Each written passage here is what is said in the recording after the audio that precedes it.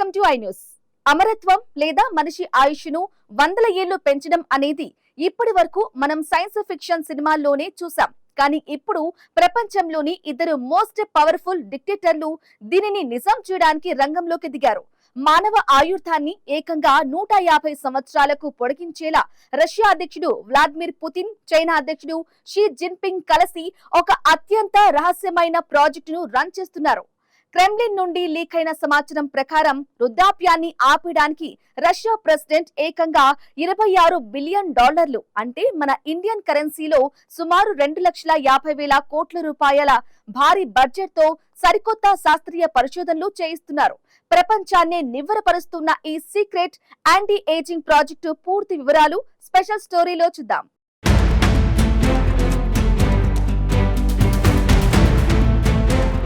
విచిత్రమైన అంతర్జాతీయ చర్చకు మెయిన్ కారణం గత 2025 సెప్టెంబర్లో బీజింగ్ నుండి లీక్ అయిన ఒక సీక్రెట్ ఆడియో రికార్డింగ్. చైనా అధినేత Xi Jinping, Russia president Vladimir Putin మధ్య జరిగిన ఒక పర్సనల్ సంభాషణకు సంబంధించిన ఆడియో బయటకు రావడంతో ప్రపంచ దేశాలన్నీ ఒక్కసారిగా షాక్ అయ్యాయి. ఆ సంభాషణలో ఇద్దరు నేతలు ఆధునిక సైన్స్ సహాయంతో మనిషి వయస్సును 150 ఏళ్లకు పైగా ఎలా పెంచవచ్చనే అంశంపై సుదీర్ఘంగా చర్చించారు. అప్పటి నుండి ఇద్దరు గ్లోబల్ లీడర్లు నిజంగానే 100 ఏళ్లు బ్రతకాలని కోరుకుంటున్నారా అనే డిస్కషన్ స్టార్ట్ అవ్వగా, ఇప్పుడు వాల్ స్ట్రీట్ జర్నల్ రిలీజ్ చేసిన తాజా నివేదిక ఆ అనుమానాలను నిజం చేసింది. రష్యా అధ్యక్ష భవనమైన క్రెమ్లిన్ బ్యాక్గ్రౌండ్లో మనిషి ఆయుష్ను పెంచేందుకు అత్యంత అధునాతన రీసెర్చ్లను పుతిన్ స్వయంగా పర్యవేక్షిస్తున్నారు. 73 ఏళ్ల వయసున్న పుతిన్ ఈ ప్రాజెక్టును ఎవరికీ తెలియకుండా గుప్తంగా ఉంచారు. దీని రక్షణ బాధ్యతలను తన సొంత కుమార్తె, ప్రముఖ ఎండోక్రినాలజిస్ట్ అయిన మరియా వొరొన్త్సోవా, రష్యాలోని ప్రతిష్టాత్మక కుచ్టోవ్ ఇన్స్టిట్యూట్ హెడ్ మిఖాయిల్ కోవలుచ్కులకు అప్పగించారు.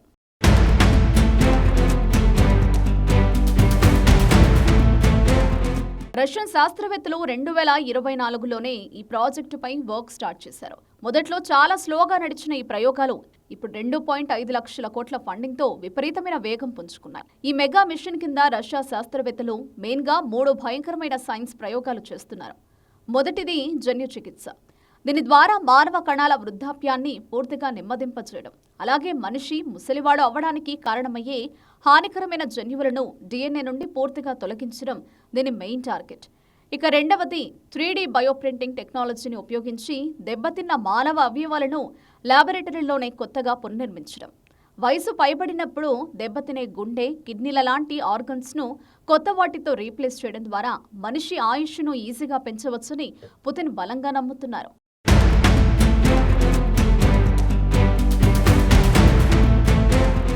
ఇక మూడవది అత్యంత క్రేజీ ప్రయోగం ఏంటంటే, జన్యుపరంగా మానవ శరీరానికి సరిపోయే మినీ పందులలో మానవ అవయవాలను పెంచడం. ఆల్రెడీ రష్యన్ సైంటిస్టులు ఎలుకల థైరాయిడ్ గ్రంథులను, మానవ మృదులాస్థి కణజాలాన్ని విజయవంతంగా బయోప్రింట్ చేసి సంచలనం సృష్టించారు. ఈ టోటల్ హ్యూమన్ ఆర్గన్ రీప్లేస్మెంట్ ప్రాసెస్ను 2030 నాటికి పూర్తి చేసి అందుబాటులోకి తేవాలని రష్యా టార్గెట్గా పెట్టుకుంది. అయితే పుతిన్ ఇంతలా ఈ ప్రాజెక్టు వెనక పడడానికి ఒక పర్సనల్ రీజన్తో పాటు దేశీయ సమస్య కూడా ఉంది. ప్రస్తుతం రష్యా తీవ్రమైన వయో సంబంధిత జనాభా సమస్యతో సతమతమవుతోంది. రష్యాలో పురుషుల సగటు ఆయుర్దాయం కేవలం 68 సంవత్సరాలు మాత్రమే. ఇది మిగిలిన ఏ యూరోపియన్ దేశం కన్నా చాలా తక్కువ. ఐరోపాలో పురుషులు యావరేజ్గా 78 ఏళ్లు బ్రతుకుతుంటే రష్యాలో మాత్రం ఆయుష్ చాలా తక్కువగా ఉంది.